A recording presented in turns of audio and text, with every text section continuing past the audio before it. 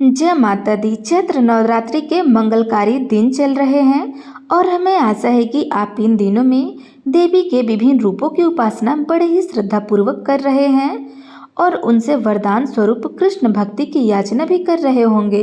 आज तृतीया नवरात्रि है और आज के दिन माता चंद्रघंटा की पूजा उपासना की जाती है। आज के इस वीडियो में हम देखेंगे कि माता चंद्रघंटा से जुड़ी हुई पौराणिक कथा क्या है और आखिरकार उनकी पूजा विधि कैसे की जाती है।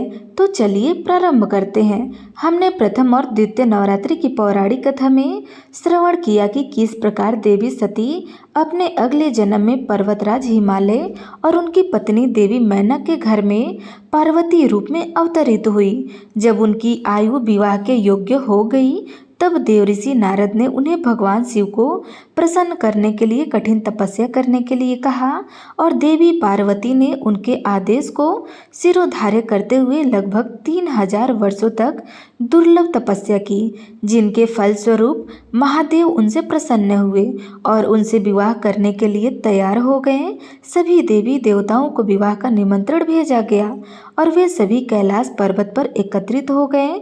अब आप सब तो जानते ही हैं कि भगवान शिव के गण कोई साधारण प्राणी या जीव तो नहीं है।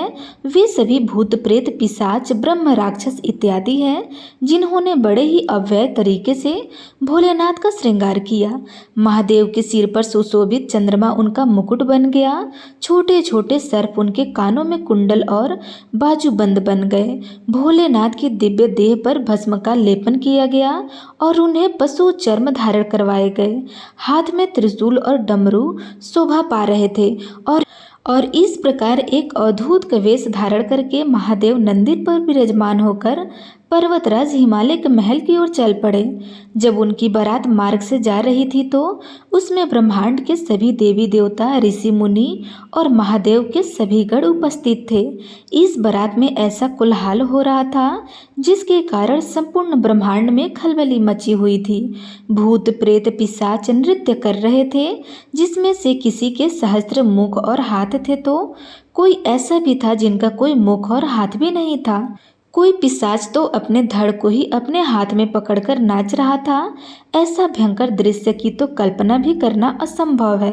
जब यह विचित्र बारात राजा हिमालय के द्वार पर पहुंची तो वधू पक्ष के सभी लोग महादेव तथा उनके गढ़ों को देखकर स्तब्ध रह गए। महादेव के 5 मुख और 10 हाथ देखकर सबके होश उड़ गए। पार्वती की माता मैना देवी इस संपूर्ण बारात को देखकर अचेत होकर के गिर पड़ी। जब देवी पार्वती ने भोलेनाथ का यह भयंकर रूप देखा तो उन्होंने सोचा कि क्यों न वे भी एक ऐसा ही रूप धारण करें जो कि उनके वर के समान मिलता जुलता हो। बस फिर देवी पार्वती ने इस समय जो अलौकिक स्वरूप धारण किया उससे तो देवी चंद्रघंटा के नाम से जाना जाता है। माता के स्वरूप में उनकी 10 भुजाएं हैं जिनमें वे त्रिशूल गदा धनुष बाण तलवार कमल अंकुश घंटी और कमंडल धारण करती हैं। महादेव के अनुरूप देवी चंद्रघंटा भी अपने मस्तक पर चंद्रमा धारण करती है और उनके भी 3 नेत्र है। उनके गले में श्वेत पुष्पों की माला शोभायमान है और वे बाघ की सवारी पर हैं। देवी पार्वती ने माता चंद्रघंटा का स्वरूप धारण करके भगवान शिव से प्रार्थना की कि उनसे विवाह करने के लिए वे एक सुंदर राजकुमार का सौम्य रूप धारण करें ताकि उनके परिवारजन उन्हें देखकर भयभीत न हो और विवाह समारोह अच्छे से संपन्न हो सके। पार्वती देवी की प्रार्थना को स्वीकार करते हुए महादेव ने एक अत्यंत मनोहर और सुंदर स्वरूप धारण कर लिया। इसके पश्चात भगवान शिव तथा देवी पार्वती का शुभ विवाह संपन्न हुआ।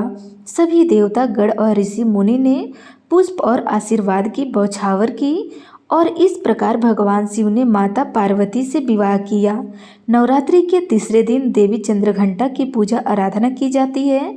इसके लिए प्रातःकाल जल्दी उठ करके स्नान इत्यादि कार्यों से निर्वृत्त होना चाहिए। देवी के विग्रह की स्थापना करनी चाहिए और इस विग्रह को शुद्ध जल और पंचामृत से स्नान करवाना चाहिए। देवी को वस्त्र कुमकुम सिंदूर अर्पित करें। देवी को सफ़ेद कमल लाल कुंडल तथा गुलाब के पुष्पों की माला अर्पित करनी चाहिए। इसके अलावा भोग बनाने के लिए श्वेत पकवानों का चयन करें। दूध से बने हुए पदार्थ सर्वश्रेष्ठ रहते हैं। देवी चंद्रघंटा को शहद का भी भोग लगाया जाता है और साथ में देवी चंद्रघंटा के कुछ मंत्रों का भी जाप किया जाता है। देवी चंद्रघंटा को प्रसन्न करने के लिए भूरे रंग के वस्त्र पहनने चाहिए, क्योंकि उनका वाहन सिंह है, इसलिए सुनहरे रंग के वस्त्र भी उन्हें प्रिय है। इनकी आराधना से साधकों को चिरायु, आरोग्य, सुख और संपन्नता प्राप्त होती है। माँ चंद्रघंटा की कृपा से साधक के समस्त पाप और बाधाएं नष्ट हो जाती है। इनका उपासक सिंह की तरह पराक्रमी और निर्भय बन जाता है। क्या आप जानते हैं कि देवी चंद्रघंटा का मंदिर कहाँ पर है? तो माता चंद्रघंटा को समर्पित एक विशाल मंदिर भारत में त्रिवेणी संगम के नाम से विख्यात प्रयागराज में स्थित है। ऐसा कहा जाता है कि तीसरे नवरात्रि के दिन इस मंदिर में माता चंद्रघंटा के दर्शन करने से भक्तों के सभी पाप नष्ट हो जाते हैं और उन्हें मनचाहे वर की प्राप्ति होती है।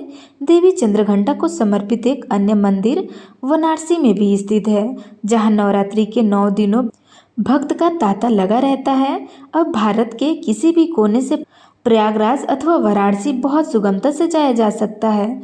तो ये थी शारदीय नवरात्रि के उपलक्ष्य में नवरात्रि के तीसरे दिन माता चंद्रघंटा की पौराणिक कथा। तो प्रेम से बोलिए माता चंद्रघंटा की